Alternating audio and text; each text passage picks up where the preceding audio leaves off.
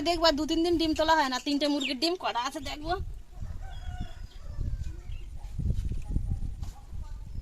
একদম ভেতরে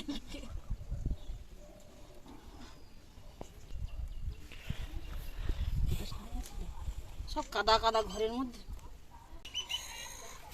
এগুলো লাল ডিম, এইগুলো হচ্ছে কালো মুরগির ডিম। তো আমার ঠাম্মা বলতো যে কালো মুরগির ডিমের ভিটামিন বেশি। আজকে ডিম মনে হচ্ছে আছে, আজকে সকালে। নমস্কার বন্ধুরা, সুপ্রিয়া কিচেনে আবারও আপনাদের সবাইকে স্বাগত জানাই। আজকে দেখুন বাঁধাকপি নিয়েছি। আজকে বাঁধাকপি আর ডিম দিয়ে দারুণ একটা রান্না হবে। আপনারা পুরো ভিডিওটা প্রথমের থেকে শেষ পর্যন্ত দেখবেন, আপনাদের অবশ্যই ভালো লাগবে। বাঁধাকপিটা কেটে নেব,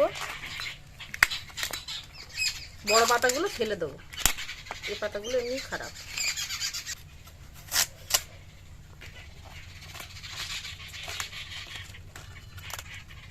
বাঁধাকপিটা সেদ্ধ করে নেব, তাই জন্য বাঁধাকপি শুধু এই পাতাগুলো নেব। এই যে মোটা ডাঁটটা আছে, এই ডাঁটটা ফেলে দেবো।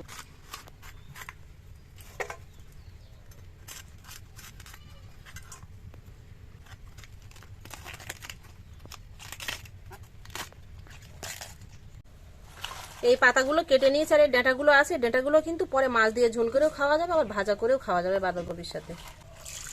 জল দিয়ে ভালো করে ধুয়ে নেব বাঁধাকপির পাতাগুলো।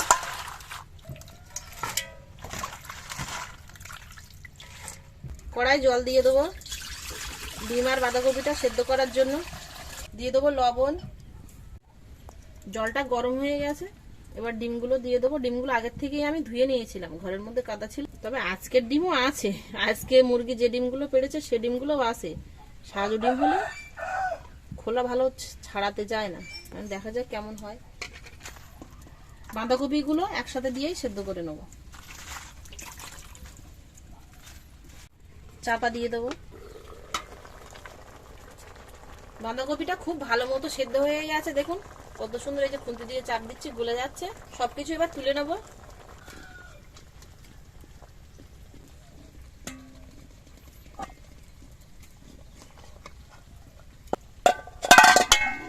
বাঁধাকপির মধ্যে ঠান্ডা জল দিয়ে দেবো।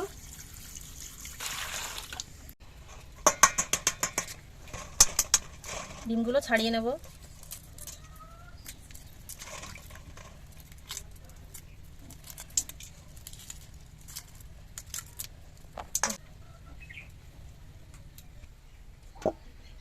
ডিমগুলো ছাড়িয়ে নিয়েছি, বাঁধাকপিটা ঠান্ডা হয়ে গেছে। এবার পেস্ট করে নেব শিলে।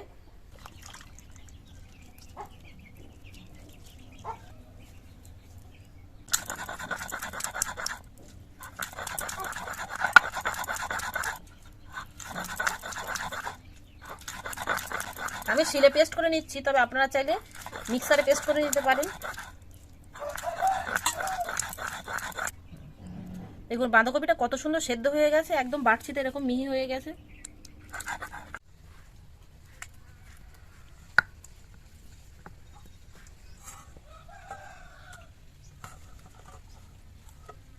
এবার ডিমগুলো একটা ছুরির সাহায্যে হালকা হালকা করে একটু কেটে নেব।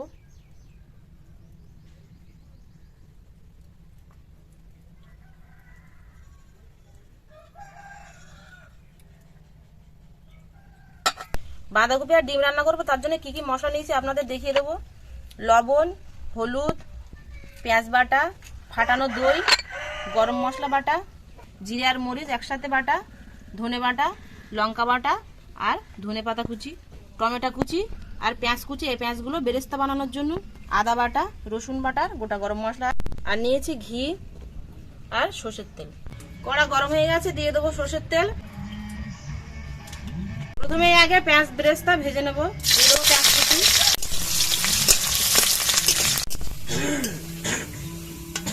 বেরেস্তা ভেজে নিয়েছি, এবার তুলে নেব। এবার ডিমগুলো ভেজে নেব।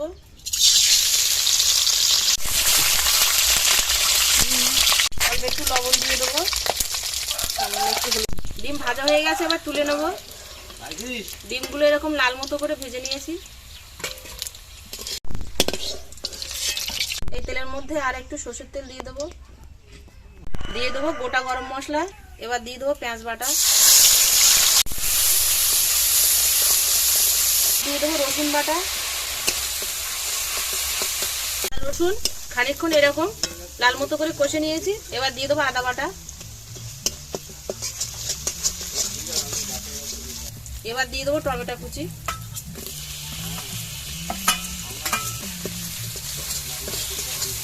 অল্প একটু লবণ দিয়ে দেবো। এবার এখানে ধনে বাটা আর জিরে মরিচ বাটা আর লঙ্কা বাটার মধ্যে অল্প একটু জল মিশিয়ে নেব।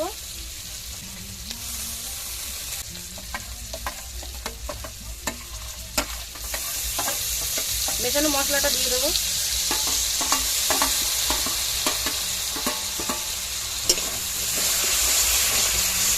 দিয়ে দেবো হলুদ গুঁড়ো।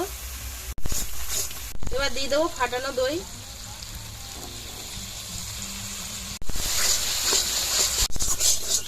মশলাটা খুব ভালো করে কষিয়ে নিয়েছি। এই যে মশলার গা দিয়ে তেল ছেড়ে গেছে। এবার এর মধ্যে পেস্ট করে রাখা বাঁধাকপি দিয়ে দেবো। অল্প ডিম তো তাই অল্প বাঁধাকপির পেস্ট নিলাম, পুরো বাঁধাকপির পেস্টটা নেইনি। বাঁধাকপিটা দিয়ে আরো খানিকক্ষণ কষিয়ে নিয়েছি। এই যে দেখুন মশলা থেকে আবারও তেল ছাড়ছে। এর মধ্যে ভেজে রাখা ডিমগুলো দিয়ে দেবো। খানিকক্ষণ আবার একটু ভেজে নেবো।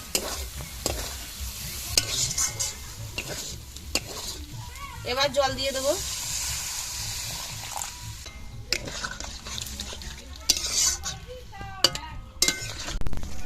বাঁধাকপি দিয়ে ডিম কষাটা হয়ে গেছে প্রায়। এবার এর মধ্যে কিছু মশলা দিয়ে দেবো। দিয়ে দেবো 1 চামচ চিনি, পেঁয়াজ বেরেস্তা দিয়ে দেবো। দিয়ে দেবো গরম মশলা বাটা, 1/2 চামচ মতো ঘি দিয়ে দেবো। উপর দিয়ে দেবো ধনে পাতা কুচি।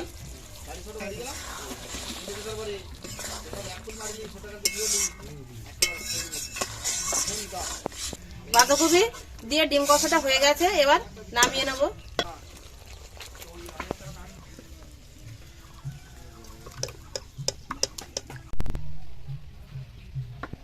দেখুন দেখতে কত সুন্দর লাগছে। দেখে কি মনে হচ্ছে যেটা বাঁধাকপি দিয়ে ডিম কষা। রান্নাটা দেখতেটা যত সুন্দর, খেতেও কিন্তু তার থেকে আরো ভালো হবে। আর আপনারা এই রান্নাটা ভাত, রুটি, পরোটা যে কোনো জিনিস দিয়ে খেতে পারেন। রান্নাটা করে নিয়ে জায়গাটা পরিষ্কার করে নিয়ে সবাইকে ডেকে খেতে দেবো। এবার আজকে ঠাকুর জামাই এসছে আমাদের বাড়িতে। ঠাকুর জামাই আর আপনাদের দাদা দুজন খাবে।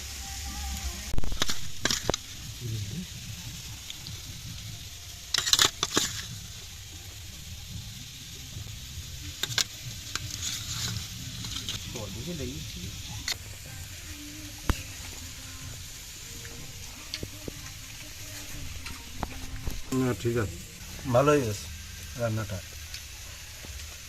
ভালো তরকারি। বাঁধাকপি রান্না করেছে, বাঁধাকপি বোঝা যাচ্ছে না। বাঁধাকপি মানে বোঝা যাচ্ছে ওই জন্যই তো।